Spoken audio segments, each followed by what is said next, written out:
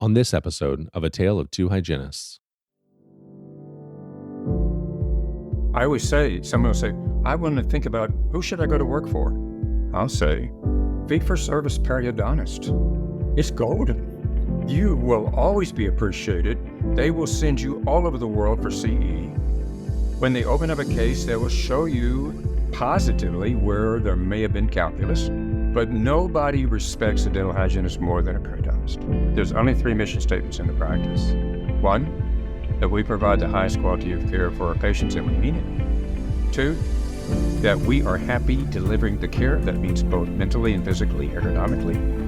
And 3, that we are financially responsible, which, aka, not to say in front of a patient, but we make money. Because if we don't make money, we're not going to be able to do what we need to do. And that's always been my 3 from the very beginning. Yeah, this is a tale, oh yeah, a tale of two hygienists.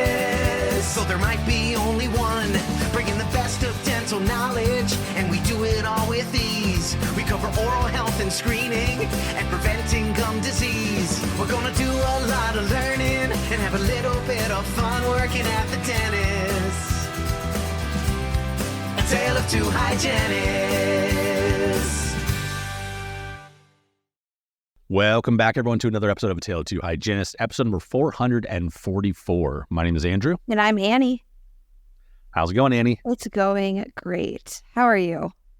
I'm very happy. This is going to be a great episode for everyone. We have Dr. Sam Lau, and it's nice having you here because I get to share. Like, you're the only person that gets it. Like, I get to share this knowledge of. We got to sit down with Dr. Lau probably about 30 minutes ahead of when we actually recorded, maybe even and then we started recording, and then, some things came up and we want to talk about, but we didn't want to include it on the episode. So it was another 15 minutes, and then we got another 30 plus minutes. Like, we had front row seats to this incredible mind. We did. And we just kept talking. It was a treat, man. It was such a treat. Yes. He had a lot to share. Listeners, oh my gosh. Yeah. Listeners, what we were trying to go for with this episode was, it was just multifaceted. We really wanted to figure out, you have these Perio offices, you have general offices, you have different setups, different expectations, kind of different patient bases.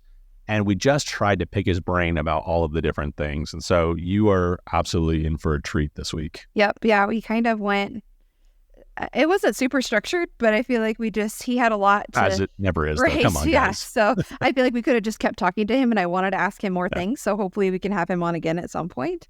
But I think he did definitely give some good insight and perspective, and he's been in the industry for a really long time. So he has it was an amazing mind to hear from. Mm-hmm. Absolutely. So next week, we also had the treat of hearing from Teresa, and Teresa has a lot of experience in the sleep space. And so that will be a great one to listen to if you're wanting to hear more about how to incorporate sleep into your office. And the thing about, so listeners, if you go back, so Teresa Powers DeNike, she has the I think Instagram handle and other ones, it's Sleep Better NYC. And she's been on the show before. So you can go back and listen to a previous episode, her, and I believe it was Drew that came on. And they were laying some of the foundation.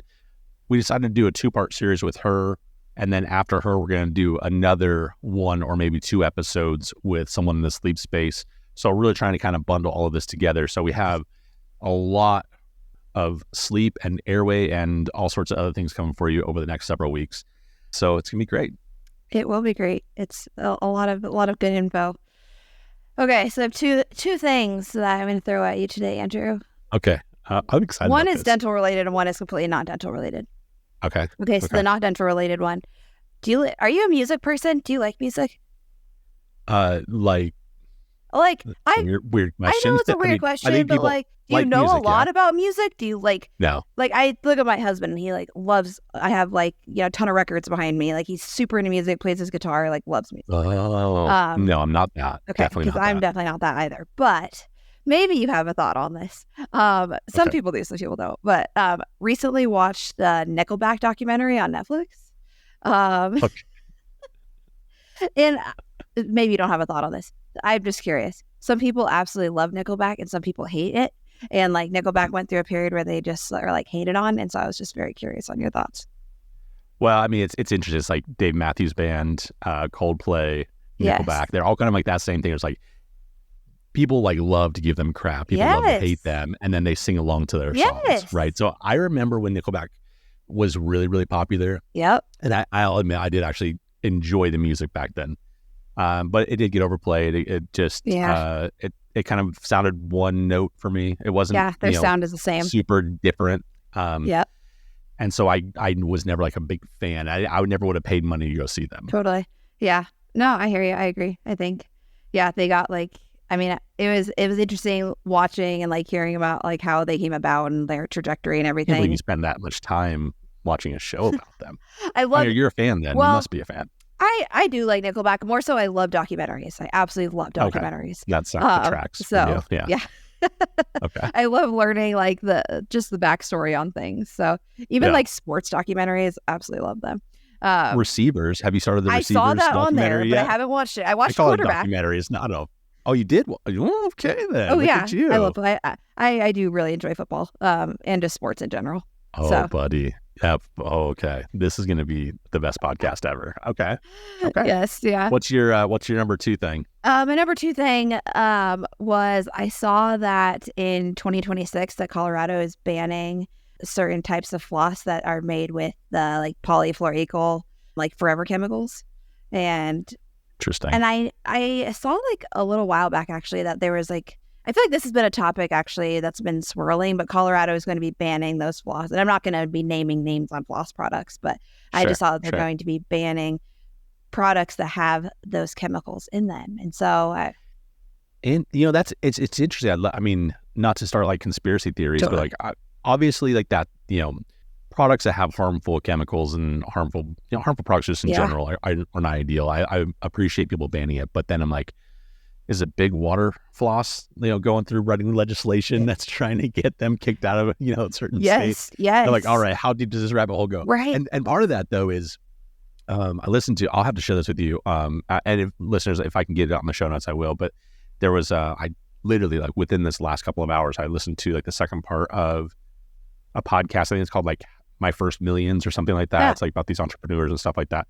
And there was this guy who was talking about how literally like big pharma and like big food / big sugar controls literally everything in this whole thing. And so they got me a little bit conspiracy theory. You start going down that rabbit hole and you're thinking about like, well, who's behind it all? And like, and I mean, doing some research, like there isn't like a ton, like in floss specifically, there's not a ton of it in floss, but still like, I think it's important that we're considering it. So anyway. No, those are two good pulls. Great. Good job, buddy. Thank you. I think the last thing to talk about real quick on this intro is RDH Under One Roof is this week. Whoa! So exciting. As this is airing, I'm probably on a plane heading over there. Listeners, unfortunately, Andy's not going to be there because, freaking Andy, just ruining everyone's hopes and dreams and expectations. But I know, I'm sad, but it's okay. Next year. Yeah. Yeah, next year will be great.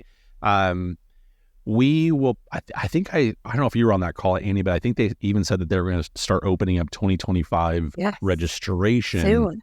You're pretty quick. Yes. I don't know if we sold out, but like we sold more tickets this year than we did last year, which last year we did sell out, but I think we added more spaces this year. Yeah.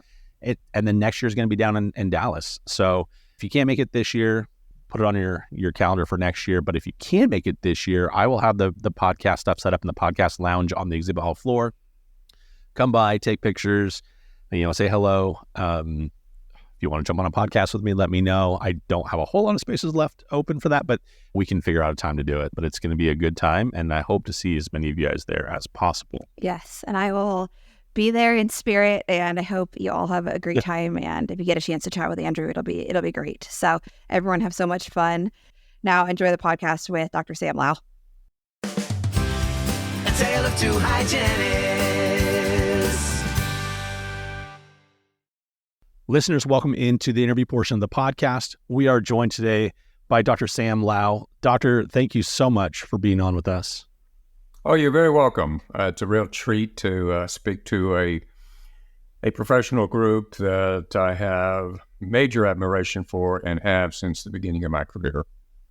I did a little bit of research before we jumped on, watched you a different podcasts, and I will absolutely say, like, you love hygienists, like you love, and we talked about this a little bit before, but like you love a perio department, you love qualified individuals treating patients in the best way possible. I just love how you always try and shine a spotlight on us as well. So thank you for doing that. Oh, you're very welcome. Okay, so the game plan for today, we have a lot of things. Andy and I kind of put our heads together, and it's not every day that we have an esteemed periodontist on the podcast. And so I think we're going to pepper you with the questions that we are most interested in, and that there's some messages and things that go in tandem, or if you have something else that you'd like to talk about, like let's definitely hit that as well. But one of the things that you were on, let's see, I think it was maybe it was 2023, and it was the Best Practices podcast, and you were talking about like the hygiene crisis, and it got me thinking just how different things are within the last 5 years, right? Things have changed so dramatically. But my perspective, having only been in dental hygiene for 15 years, is that I've only had this first 10 years and then this last 5 years. Do you mind? I mean, have there ever been these types of crises or these types of things happening in dentistry before? Or is this like a brand new, in your whole life, this is the brand new experience? It is a new experience. If you look at 30 years ago, there was a huge schism between the hygiene and the dentist world. The thing that was on everyone's mind was the dental hygiene independent practice. And anything that even smelled like it, the dentists began to truly put hygienists and typecast them as all of them are militant. And what they want to do is be independent. You and I both know that the whole thing of independence is nothing new if you look historically, look at Colorado. Mm-hmm. And the last time I checked, there are very few hygienists that are there that are independent. Yep. And, it always comes down to a very simple 2 words. What motivates individuals is fear and money. And I believe that. So if I go back 30 years ago, what was on everyone's mind about a hygienist was, number one, this is a cleaning person. Sorry to be gender, but it was a cleaning girl. Mm-hmm. And when you would talk to a dentist, which these words are fighting words to me, I mean, I never called anybody on it, but it grated me, is when they'd say, well, I'll give you a really good example. When I was in dental school at the University of Texas Dental Branch of Houston, the hygiene program was in the basement. They were down there doing stuff, I'm not sure why. And every now and then I would pick up a curette and I would say, what is this? Because everything we did was a high-speed handpiece. I said, what is this? They say, Sam, you don't have to worry about that. That's women's work. And when you get truly successful in practice, you'll be able to hire yourself one of those girls. Sorry, Andrew, I'm just being straight. It's all right. You'll be able to hire one of those girls. And when you get really, really good, you can hire 2 girls. And I'm thinking, are you talking about a harem? I mean, what is this? But that was hygiene. And the times when we've had a little bit of a hygiene shortage, I can tell you politically what we've done. We've talked about this. Instead of trying to resolve and make the profession what it should be, many times politically we go end around and try to heighten what a dental assistant can do.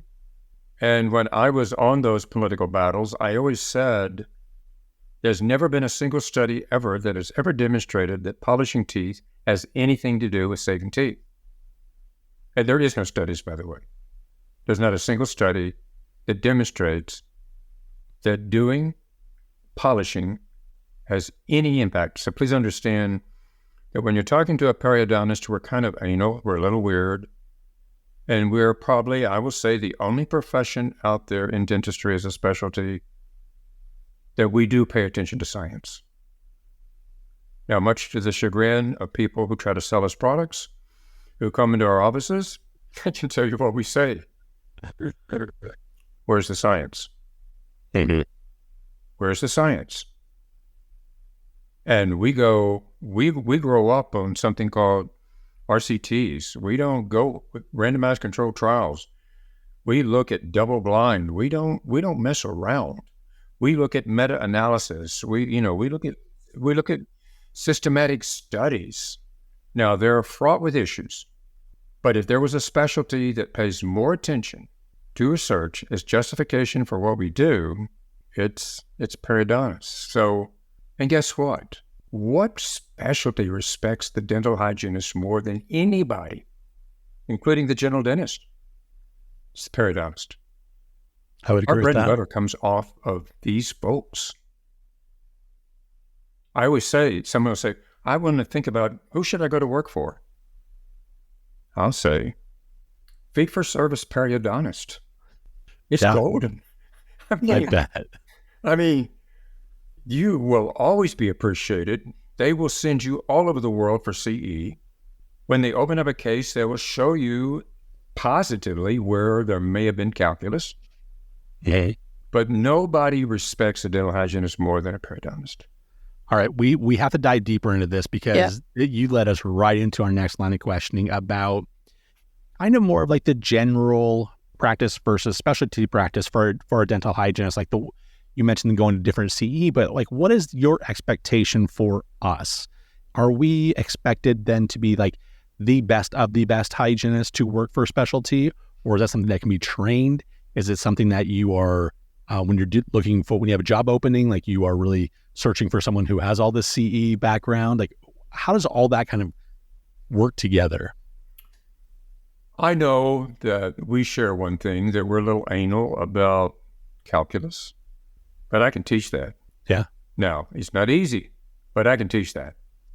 What I cannot teach are the things, and I actually have a list of my 5 most important things that I want a dental hygienist to have. I'm not going to go over 5, but I can just say the essence of them. And you'll know it on an interview. I need someone who can promote themselves. I need someone who has a work ethic that whether I'm around or not, they're there. I need somebody who knows how to deal with conflict resolution. And if you do not believe there is not conflict resolution between a dental practice and a patient, you are mistaken. Because when that dentist steps out of that room, that dental hygienist takes over. I love dental hygienists who actually have sold something in the past and are professionally trained. It could even be Amway. I don't care. But I enjoy someone who knows how to deal with a customer who sells SRP. Dentist? No. Financial person? No. In reality? Oh, you and I can find some practices, or even a DSO that will say, no, no, no. And I will tell you the bottom line is generally a dental hygienist is sitting in that operatory, realizing they need to do an SRP. No one's told the patient that they need an SRP, and they're stuck trying to do 4 quads of SRP in an hour and charging prophy fees. So I tell you realistically exactly what is happening. We know that a good 35 to 40% of the adults in the United States need an SRP. That's by CDC. I mean, I won't be so strict to say that, but when I go into a practice, I have created a template of algorithms. You know what they are. I mean, you talk to Rachel Wall, all these consultants have these things. What percent off of Dentrix are your codes or Perio codes? I mean, et cetera, et cetera. You and I think would all agree it should be at least 30-something%, including, the 4910s. We know as a fact it's 15%. So then when I'm with an audience, I'll say, do you think then that dental hygienists are doing prophies on periodontal patients? And they all will say, yes, yes, yes. And then I will come back and say, are you kidding me? Would anyone in this room ever leave calculus? And they said, no. I said, I'll tell you what you're doing. You're doing an SRP on 4 quads in 1 hour. You're sweating bullets. You walk the patient out and they charge a prophy fee. That's exactly what's happening. And I can tell you exactly why it is happening. Because the dentist culture is afraid to lose that patient over a $1,200 SRP. And that's exactly what is happening. Doctor, can I ask about that? Is it the doctors are looking at that as saying, look, we're going to go ahead and take that loss so that we retain them so we can do restorative procedures, which will make a higher profit margin later on? or is it that they're just so worried about offending a human being? Both. We dentists, and I practiced general dentistry before Perio, and I, next week I'm speaking to the AGD annual meeting, and I'm an AGD member. We dentists, for the most part, are really nice, ethical people. We really are. Right now, there is a big thing going on about the AAP classification and why no one's using it. And it's true. Well, first of all, it's so complicated, especially on the grading part. Who could use it? But there's a group, and this editorial is in this month's Journal of American Dental Association. It says we shouldn't be so concerned about what we should be doing. We should be concerned about the outcomes and measuring the outcomes. Like the end of phase 1 therapy. Yeah. So these blogs are going all over the place with these periodontists talking to each other, thinking they're going to make a difference. And they're not. Let me throw it back to you. There's not a dentist graduating in the last 15 years that doesn't know plaque, biofilm, last few years, oral biome dysbiosis. That's drilled into our heads in dental school. Perio, if anyone ever says to you that we don't teach Perio in a dental school, they're mistaken. If anyone says we don't teach Perio in a hygiene school, they're mistaken. What happens when they graduate? And Annie, I will tell you, I'm around 30 different hygienists every 45 days, a group of 30. And they're everybody. They're young, they're old. I'm with them for 2.5 days. I asked them, who has picked up a furcation periodontal probe in the last 30 days? Touched it. How many hands are raised? I mean, if you're lucky. I know my students pick up a neighbor's probe. I'm talking in practice. Yeah, in practice. Not even in their kits, though. That's the thing. It's not even in any of their setups. Yeah, no, that's true. It's not in any setups. No, Annie. I know. That's my point. Every single dental student, every single hygiene student, because now Georgia has approved local anesthesia for hygiene, and they're all coming down to my courses in Florida, the faculty are, so they can go back and start to teach it. And when I ask that question, they all say, absolutely. I'm talking about practicing hygienists have not touched you're right, Andrew, it's not even in the setup. Mm-hmm. That's not about me being a periodontist being anal. It's just that all these products out there that I deal with, the one thing the CEO always asks me, if this is such a great product, how come nobody's using it? If this is such a great product, how come nobody's buying it? Okay? Mm-hmm. I mean, if we talk about PeriProtect, the science is there. If you can get a patient to wear it, it's the only way I know to get a medicament into a sulcus on a daily basis. There's no other way. Mm-hmm. But this company has been around for 15 years because it's adoption in a dental practice. If you and I talk about Hygienist, which I am incredibly excited about the desiccant. And I'm now, and I'll be a disclaimer, I'm on the scientific, I only ride the horses that I think are going to take me into the sunset. I have read every single word on every single research paper that's ever been done with Hygienist. And the FDA just doesn't clear anything. But this is a game changer in a hygiene operatory. But it does take training. Yes. I'll be the first to tell you that you need to know how to use it because you have to be careful. Can I ask something?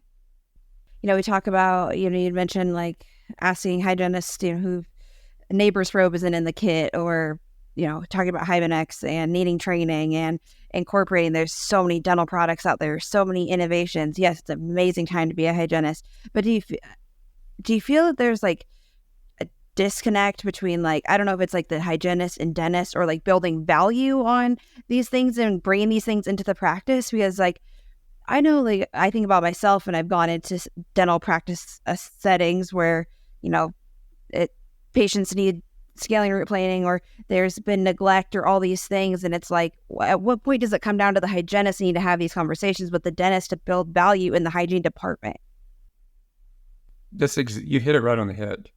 The disconnect is between the dentist and the hygienist.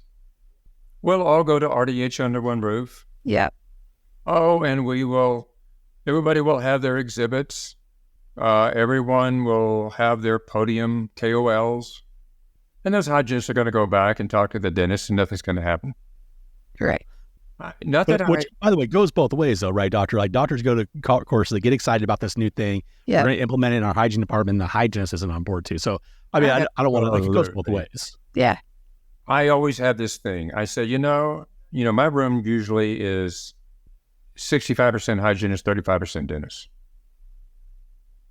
And I always say, you hygienists are going to go back because your dentist is not here and say, Sam said, especially when I talk about salary and commission, you know.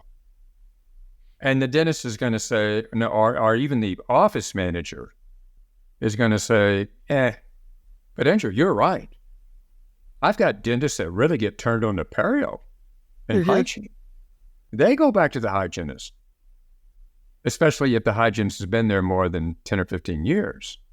And they go back and said, I heard Sam, and he said, you know, you should be using your manual instrumentation minimally compared to power-driven instrumentation in 2024. You've got somebody that's popped out of the womb with a jacket scaler welded to their forearm. We don't change. And Andrew, that's exactly where this is about. We don't change. Fear and money, sorry. But we don't change. You know what I built for Perio Protect, and I hope they will use it, is I created a profile of a dental practice who has the best chance of purchasing Perio Protect and adopting it. And this goes, Annie, right back to this relationship between the hygienist and the dentist. I'll give you one. You don't have a huddle, it's not going to happen. I can tell you, it's not going to happen. Yeah. I'm all about the huddle. If you have a dentist that does not know the production from hygiene off of codes, it's not going to happen. Yeah, that's true too. If you have, these are the questions that I want the Perio Protect salespeople to talk.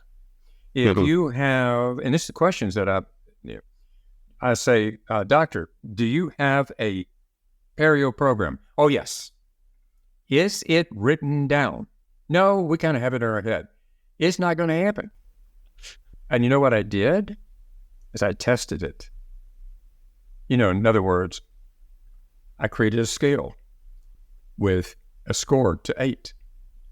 And when that score was under 4, guess what happened? It didn't. But it would have to be with Perio Protect. It can be Hygienist. It can be medicinal airflow. It can be something I'm very close to, which is Perio Sciences, because I believe in anti-inflammatories. Not only just antimicrobial, but anti-inflammatories. It can be oral probiotics. Won't matter. And at some point, we've got to talk about DSOs. I think that's going to be a whole nother episode, though, Doctor. Yeah, but I'll just be brief about it. But wait a minute. If I'm having difficulty with the relationship between the dentist and the hygienist, now I've got another layer of a corporate entity to a dentist. And I'll tell you the reality of it is that we have such a high turnover now of dentists that how are you going to have a relationship of a dentist or a hygienist mutually on a patient if I've got a new dentist or a new hygienist and you know the turnover of dental hygiene right now? You know, there's a study that showed in 2023, 20% of all dental hygienists moved to another job. They asked them, what about 2024? 40% of dental hygienists said, I'm thinking about leaving and moving to another job for 2024. In some ways, this is complicated, but Annie, I will tell you, in some ways, this is not that complicated. I agree, because I don't feel like hygienists are, I personally don't feel like hygienists sometimes get heard. And I just think about like I know you had said in Colorado, like we talked about Colorado and hygienists being practice owners. But I just think about like a world where if hygienists were like self-governing and like hypothetically, if they were practice owners, like, and I don't know how many hygienists would be motivated to even do that. Like, I don't know. But I'm almost like, none. almost none. But I just think like we're hitting this disconnect with dentists and we want to incorporate different things. But it's like, but then if we had the ability to do it on our own, would we do it? I don't know. Or would we also respect the doctors more because now we're seeing it like for what it really is? Well, so I don't also think that hygienists really understand the practice ownership and management. Yes. Doctor. Well, that's the deal breaker, and that's why it never happened in Colorado, because we know as a fact millennial dentists don't want to do it. Right. And please don't tell me that they're going to dip their toe into the DSO world and say, well, I didn't go into this for this. I want to be independent. That was true for Xers. That was absolutely true for my generation. But I can tell you, millennial dentists, for the most part, do not want to own a practice. No. I mean, let's face it, all generations don't want to own a practice. Yeah. It's a lot of work. It's so too much work. And then we get into something that is quite interesting that could be another topic, is generational millennial hygienists. That's a whole different animal, because I'm listening to what the dentists are saying. And sometimes it's too much of a generalization. But I was at a function last night with 3 dentists in the Xer Boomer thing. And I said, have you ever heard of a good relationship by hiring a millennial associate dentist? Their nonverbal cues told you, no. But beyond that, once we establish what we believe is the standard, and this is where, Annie, where you're going with this, but to establish the standard, a hygienist cannot do that by themselves.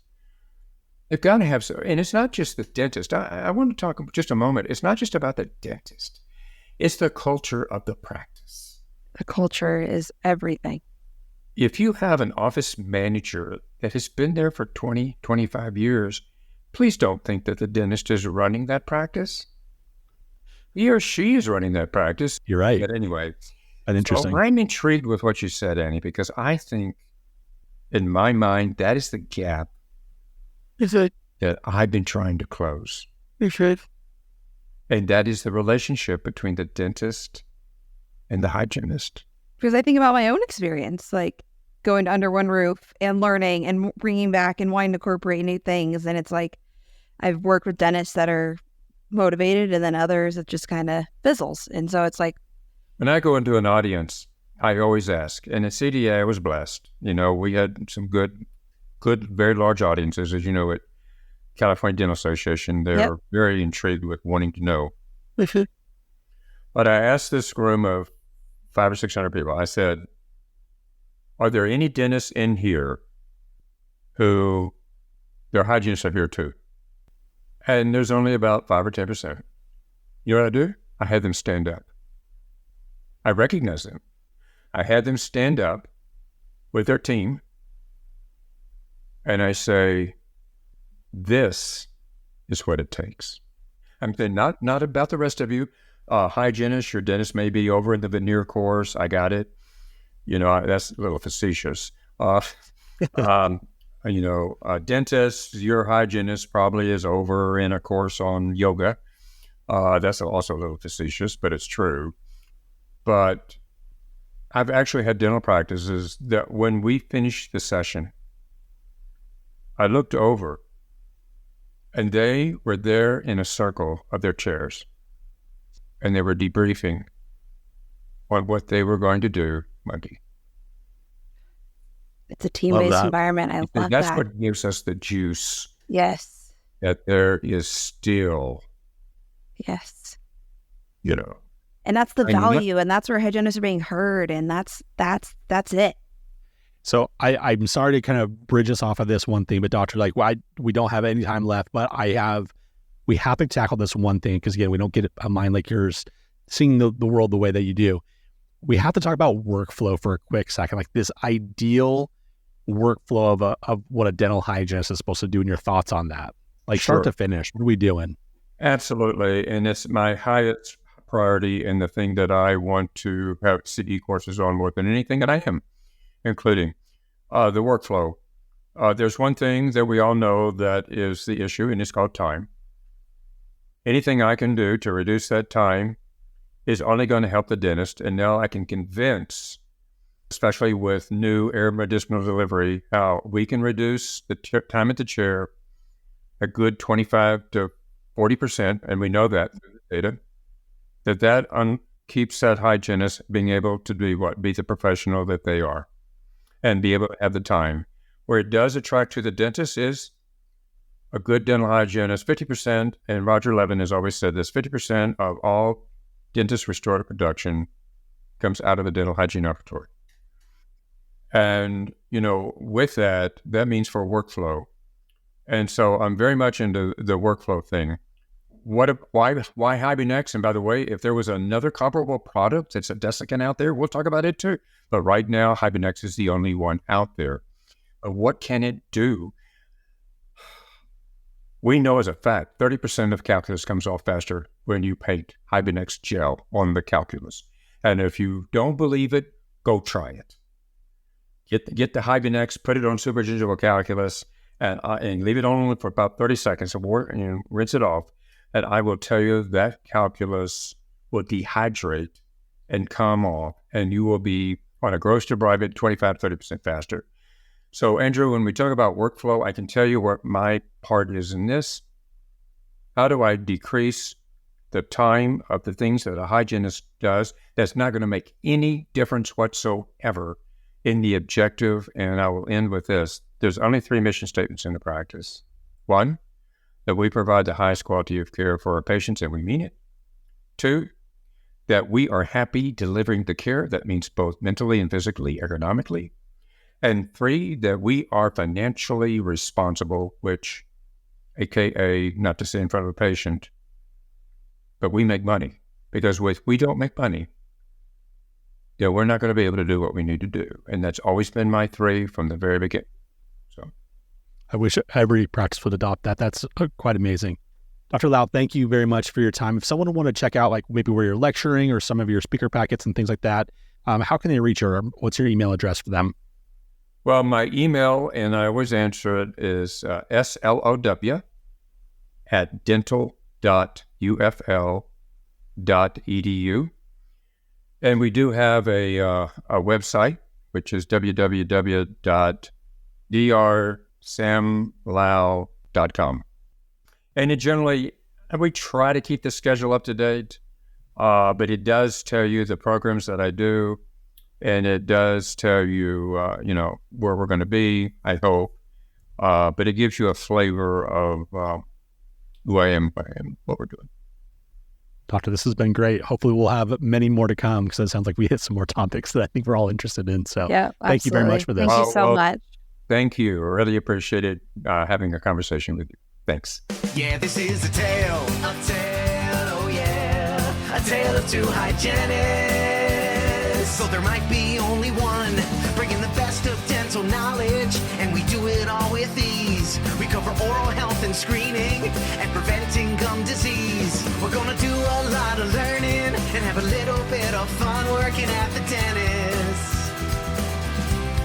A tale of 2 hygienists.